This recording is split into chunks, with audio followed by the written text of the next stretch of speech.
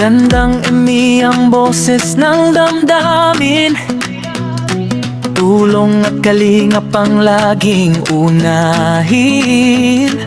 Hello everyone! Welcome back again to my channel. So for today's video mga kalingap, so magbigay lang tayo ng reaction video about dito sa pagpo-post ng Pinoy history dito sa mga couple or love team na kasama dyan ang Jomcar, Rochelle at saka Ami Chris. So ang Ami Chris po ay tinanggal. So ano kaya yung dahilan mga kalingap?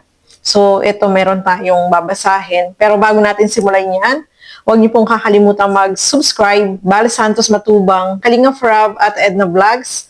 At ang inyong lingkod, Gandang Emmy. Sa mga hindi pa po nakapag-subscribe, please subscribe and please hit the notification bell para lagi po kayong updated sa aking mga ina-upload na mga reaction video.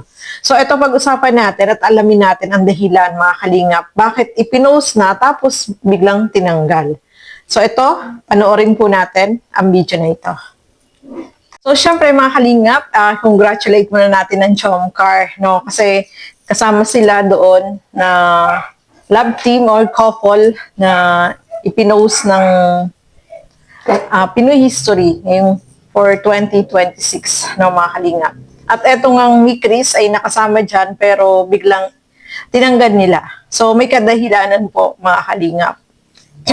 So, ito basahin natin, no? Para maano natin na meron silang ipinost diyan at eto nga sabi niya dito, since one member of the couple does not meet the minimum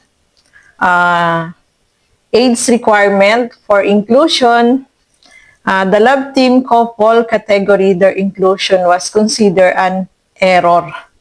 So meron silang minimum na age requirement para sa mga couple. So si Krista is anong edad pa lang, 15, no, mga kalingap. So, ano na yun? Error na yun kasi may age limit na requirement silang tinitingnan, no, mga kalingap.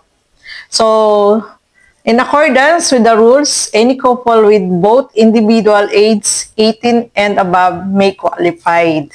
So, yan po, no, mga kalingap.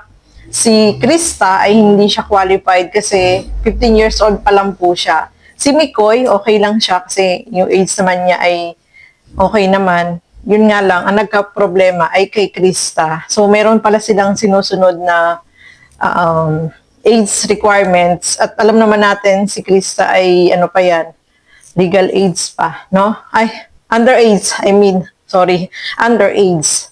So, hindi pa siya pwede. At saka yung kanilang tambalan is tandem lang, no? Kasi alam naman natin lahat na yung edad ni Krista ay 15 pa lang. So, hindi siya pwedeng i-love team, kundi tandem lang po, no, mga kalingap. So, ayan, no? As a result, Mi Chris has been respectfully removed from the final ranking and their spot is especially awarded to the couple who placed next in line in the voting result. So, yun pala yun, mga kalingap. I-replace, mga kalingap, yung kasunod nila dun sa pang 13. So, yun ang mapupunta dun, number 12. So, ayan po, no, mga kalingap. Yung age na requirements kasi nila ay talagang sinusunod nila.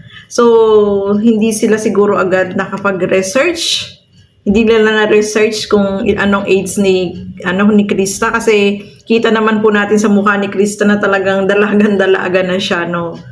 At hindi mo mahalata yung kanyang age dun sa kanyang personality, no, kasi matured pati mag-isip itong si Krista. At syempre, yung personality niya hindi mo makikita na nasa ano pa siya, underage, no, mga kalingap. Dalagan na siya kung titingnan mo, mga kalingap, itong si Krista. Kaya hindi siguro nila agad napansin o hindi nila na-research na itong age ni Krista ay 15 years old pa lang, no, mga kalingap.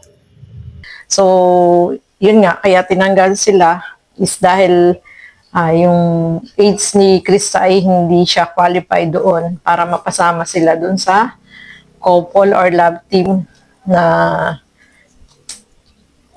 ni-recognize ng Pinoy History. Sabi dito ng Pinoy History, PBA thanks to the fans for their understanding and continued support as the organization remains committed to fairness and compliance with eligibility rules. So talagang may sinusunod po silang rules na, ayun nga, dapat, kung ano yung rules nila, dapat sundin talaga, no? Kasi wala pa sa legal age itong si Krista at hindi naman po sila love team, kundi tandem lang, no? So, yun lang. May requirement sila na age is dapat 18 years old and above. So, naiintindihan naman po yan ng mga, ng mga fans, mga nagsusupport at nagmamahal sa Mi Chris, mga kalingap. Kasi, alam naman nila na si Krista, yung age pa naman niya ay 15 pa lang, no? So, masaya tayo dahil na-recognize din yung kanilang tandem, no, mga kalingap. Kasi nga, syempre, sa dinami-dami ng mga dito sa Pilipinas, yung kalingap ay laging nakikita nila, no, mga kalingap. Kaya, nakaka-proud din kasi sobrang dami ng mga content creator dito sa Pilipinas, pero napapasama po sila ang Jomcar, ayan, napasama Rochelle, at saka yung Mi Chris, kaya lang, dun lang nagka-problema sa AIDS, no. So, yun lang mga kalingap, at sana maintindihan ng lahat na mayroon silang sinusunod na age limit. So, yun po yung, kaya yun ang naging dahilan kung bakit natanggal yung kanilang tandem, no, mga kalingap. Saka bawal naman talaga yung minor de edad kapag mga ganyan, hindi pa pwede. Maki-question ka talaga, no, mga kalingap. So, ayan po, no. Alam ko yung mga nagsusupport at nagmamahal sa Mi Chris ay talagang na-proud sila kasi napasama kayong Mi Chris, no, na recognize ng Pinoy History. Kaya lang, yun nga lang, sa age lang ni Chris na nagkaroon ng problema. Better luck next time, no, mga kalingap, ang Mi Chris. Pag nasa legal age na si Krista, pwede na siyang isama doon, no.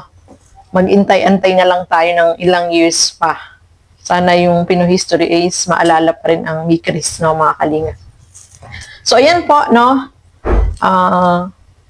No bashing, magmahalan lang tayo, syempre. At support natin ang mga Kalingap partners, Kalingap Reactor dito sa Kalingap. So, ayan po. Thank you so much and God bless sa atin lahat. Bye-bye!